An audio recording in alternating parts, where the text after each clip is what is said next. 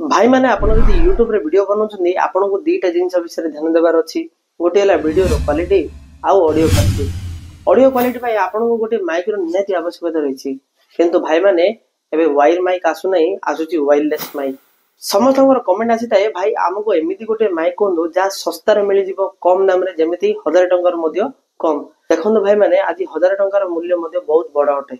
आपन को मार्केट रो हो किमा ऑनलाइन रे बहुत प्रकार माइक मिलि जिवो, जेमिति 300 रो आरंभ करी 30-40 हजार पर्यंत। किंतु गोटे छोटिया क्रिएटर पई कम दाम रे माइक आवश्यक। भाई माने मो वीडियो क्रिएट करबा पई मो Amazon गोटे माइक ऑर्डर करथिली, जेटा होची Protonix -7। आ यार रेट हला मात्र 780 टंका। टाइप सी चार्जर अछि। आ आपण आईफोन जदि व्यवहार करछन्ती सेति भाई मध्य ऑर्डर करि परिबे।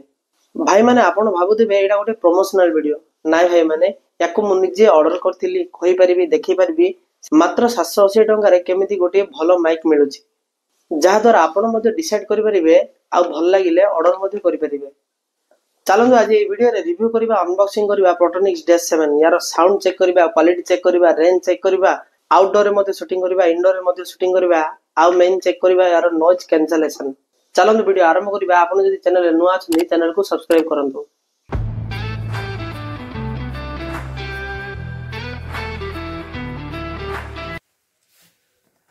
चलंतु भाई माने आमे ओपन करबा Protonix -7। आपण एथिरे इंटरव्यू करि परिबे, लाइव शो करि परिबे, शॉर्ट वीडियो करि परिबे, प्रैंक वीडियो मध्य करि परिबे।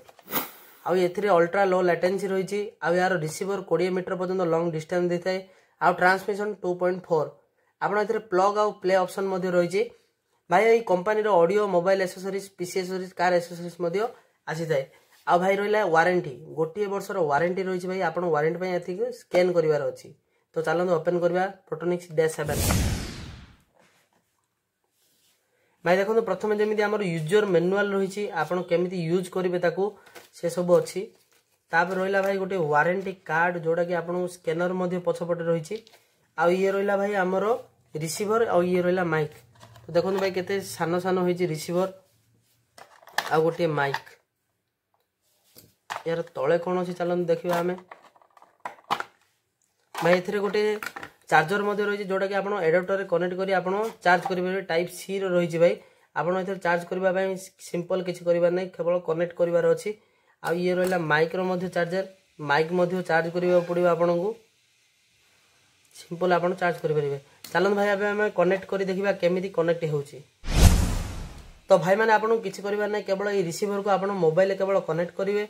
तापर मोबाइल कैमेरा जहाँ अच्छी आप ओपन कर सारे ये रहा माइक। माइक पछपटे गोटे छोटे स्विच अच्छी भाई, जहाँकि आप प्रेस करने द्वारा ए ग्रीन लाइट जलिबो। आउ ये रहा रिसीवर। रिसीवर भाई माने गोटे लाइट जलिबो, जहाँकि आप रेड कलर लाइट ब्लिंक करिवो, आप देखिपे। तापर ये रहीगला रिसीवर। रिसीवर ऑन होला पर एथिरे ग्रीन लाइट जलिबो भाई माने। सिंपल आप जमी वीडियो शूटिंग करछन्ती आपण शूटिंग करि परिबे। देखो